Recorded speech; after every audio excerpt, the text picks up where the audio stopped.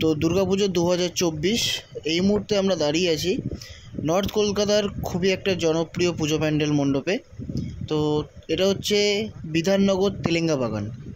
আর সবাইকে জানিয়ে দিই শুভ মহালয়া। আর এখন বাজে রাত 1:30। আমরা এই মুহূর্তে তেলেঙ্গা বাগানের যে প্রস্তুতি পর্ব, সেই প্রস্তুতি পর্ব তোমাদেরকে দেখাবো। তো চলো ভেতর দিকে চলে এসেছি। দেখতেই পাচ্ছ কত সুন্দর করে ভেতরটা তৈরি হচ্ছে। আর ওপরটা দেখতে পাচ্ছ মানে প্লেট লাগানো আছে আর কি। আর এখানে দেখো কত ছবি দেওয়া আছে প্লেটের মধ্যে। তো কী কনসেপ্টটা কী সেটা এখনও পর্যন্ত আমি অতটা জানি না। তো ভেতরে ঢুকে ভালো করে ডিটেলসটা তোমাদেরকে শেয়ার করব। আর এখানে যে নিচে তোমরা যে জিনিসটা দেখতে পাচ্ছ এগুলো কিন্তু রুটি, ঠিক আছে। রুটির উপরে কেমিক্যাল লাগিয়ে রেখেছে যাতে এটা অনেক দিন ধরে স্টে করতে পারে। আর এখানে দেখতেই পাচ্ছ একটা চেয়ার রাখা আছে। আর চারিদিকে দেখো প্লেটের মধ্যে খাবার, মানে কনসেপ্টটা হচ্ছে যে খাবার কিভাবে অপচয় হচ্ছে আর কিছু শ্রেণীর মানুষ খাবার কিভাবে অপচয় করছে এবং কিছু শ্রেণীর মানুষ না খেতে পেয়ে মারা যাচ্ছেন, সেইটাই এরা তুলে ধরেছে। আর এখানে দেখতে পাচ্ছ ডাস্টবিন রাখা রয়েছে এবং ওপরে দেখো কত ফল ঝোলানো রয়েছে কিন্তু।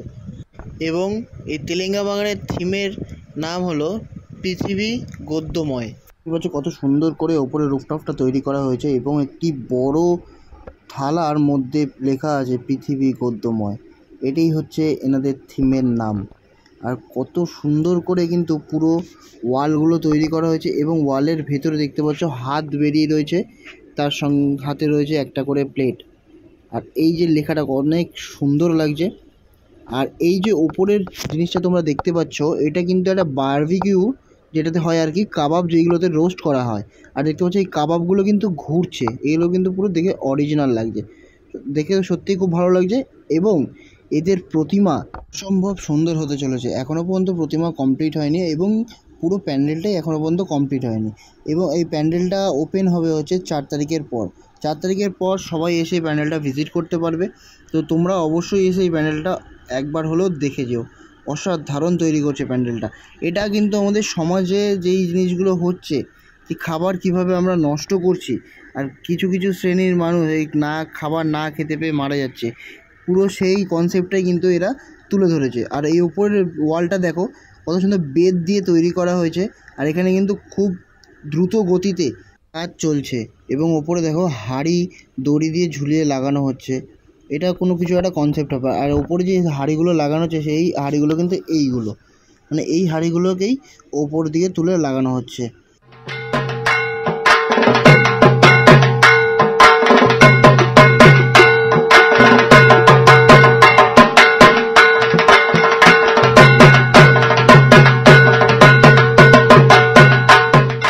আর এই যে গাছগুলো তোমরা দেখতে পাচ্ছ এইগুলো কিন্তু ধানের গাছ, এইগুলো কিন্তু পুরো ফ্লোরে লাগানো হবে।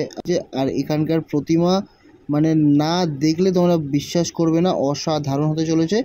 কিন্তু প্রতিমাটাকে এখনও দেখানো তোমাদেরকে সেভাবে যাবে না, তোমরা আসো, এসে একবার হলেও ভিজিট করে যাও এই প্যান্ডেলটা। তো চলো এবার কিছু জেনে নেওয়া যাক এই যে তেলেঙ্গা বাগানের যে থিম পৃথিবী গদ্যময় তার সম্পর্কে কিছু। আমরা দাঁড়িয়ে আছি তেলেঙ্গা বাগানে।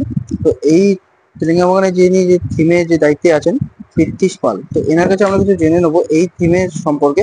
আর এই থিমটা যে ওনারা করছেন এতে সাধারণ মানুষকে কি বার্তা দিতে চাইবেন সেই কিছু সংবাদ আমরা দাদার কাছে জেনে নেব। আমি পরিমল পাল স্যারের স্টুডেন্ট। আমাদের এবছরের তেলেঙ্গা বাগানের থিম হচ্ছে পৃথিবী গদ্যময়। এটি সুকান্ত ভট্টাচার্যের একটি খুব জনপ্রিয় কবিতা কে মহাজীবন, সেখান তার লাস্ট দুটি যে লাইন থেকে যে নেওয়া, পূর্ণিমার চাঁদ যেন ঝলসানোর দুটি পৃথিবী হোক,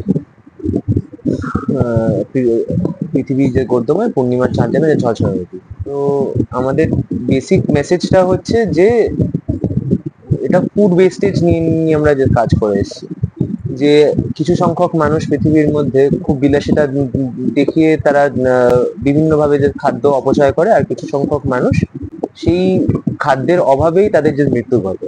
এই দুটির মধ্যে সামঞ্জস্য যে দেখানো এবং এই দুটির কারণে যে পৃথিবীর মধ্যে যে চরম দুরবস্থা সেটার বিরুদ্ধেই আমাদের এই পুরো যে প্রচেষ্টা।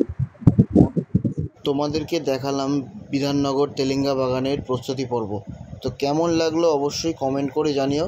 আর এরকম ভিডিও দেখতে হলে অবশ্যই চ্যানেলটাকে সাবস্ক্রাইব করে রেখো।